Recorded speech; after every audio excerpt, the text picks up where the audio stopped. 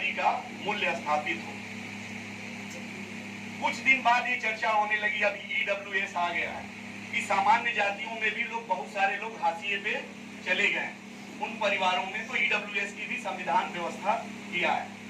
तो हम कहने का मतलब ये है कि चर्चा ये मैं रखना चाहता हूँ कि एक तो लैंगिक समानता में आज भी बहुत सारा विभेद हो रहा है। मैं बहुत चर्चा में नहीं जा रहा हूँ अंदर घुस के, लेकिन एक चीज जान लीजिए, जन्म होता है तब भी डिस्क्रिमिनेशन होता है, लड़का ही हो लड़की ना हो।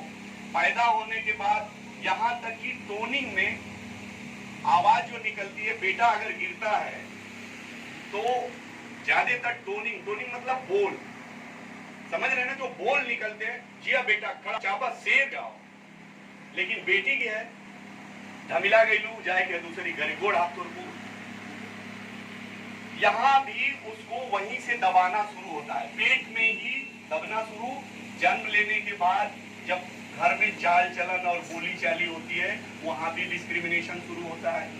लास्ट में एजुकेशन में अगर जाए, मेरी बात आप देख लीजिएगा, सरकार की रिपोर्ट है, असर की रिपोर्ट, असर एक रिपोर्ट आती है, उसको जाइएगा गूगल करके पढ़ लीजिएगा, मैं उसमें आंकड़ों में बहुत नहीं जा रहा हूँ।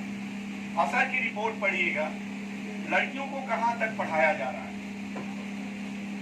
अभी तो आप समझिए कि ग्रेजुएशन के बाद और टेक्निकल एजुकेशन में लड़कियों का ड्रॉप आउट बहुत ज्यादा हो गया। तो शिक्षा का स्तर ये है।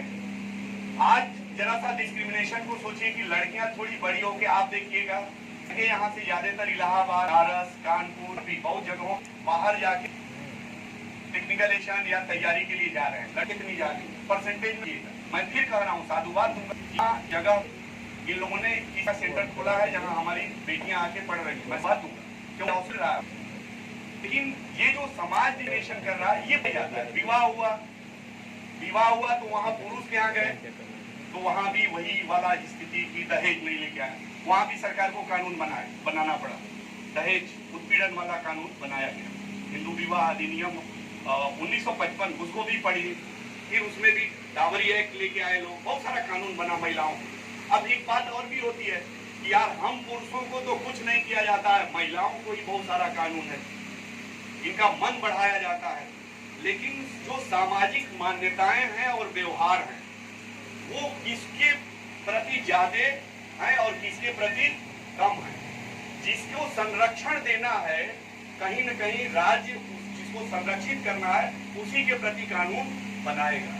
महिलाएं हाशिए पे हैं समाज में, इसलिए उनके लिए कानून तमाम बनाए जा रहे हैं, पुरुषों के लिए नहीं बनाए जा रहे। तो कहने का मतलब यह है कि जो सामाजिक मान्यताएं हैं, रूढ़ियां हैं, उनको तोड़ने की जरूरत है, छोटी छोटी। और इसके लिए मैं लड़कियों से कहूंगा, और हमारे बड़े भाई भी बैठे हैं, कुछ अग्रज भी बैठे हैं, पिता तुल्य भी लोग बैठे हुए हैं, कि कहीं न कहीं अवसर देने की भी जरूरत है। उदाहरण देते हैं लोग कि इंदिरा गांधी हो गई तो फलाने हो गए तो ठिकाने हो गए, बहुत सारा उदाहरण आता है। लेकिन मैं कह रहा हूं कि हमारी गांव की बेटी कौन है, हमारी गांव की बेटी निकली कि नहीं, तो हमारे गांव की बेटियां निकल रही है कि नहीं, हमारे गांव की महिलाएं निकल रही हैं कि नहीं निकल रही। आज आर्थिक युग चल रहा है, हमेशा पैसे की बातचीत चल रही है, तो निश्चित है कि अब कंधे से कंधा मिला के आगे बढ़ना चाहिए। आधी आबादी अगर हाशिए पे रहेगी तो भारत का जो संपूर्ण प्रभुत्व संपन्न, एक शब्द है, अभी आप जब प्रियम्बल कह रहे थे, संपूर्ण प्रभुत्व संपन्न का मतलब सोचिएगा, संपूर्ण प्रभुत्व संपन्न कब बनेंगे, जब हर चीज हमारे पास होगी।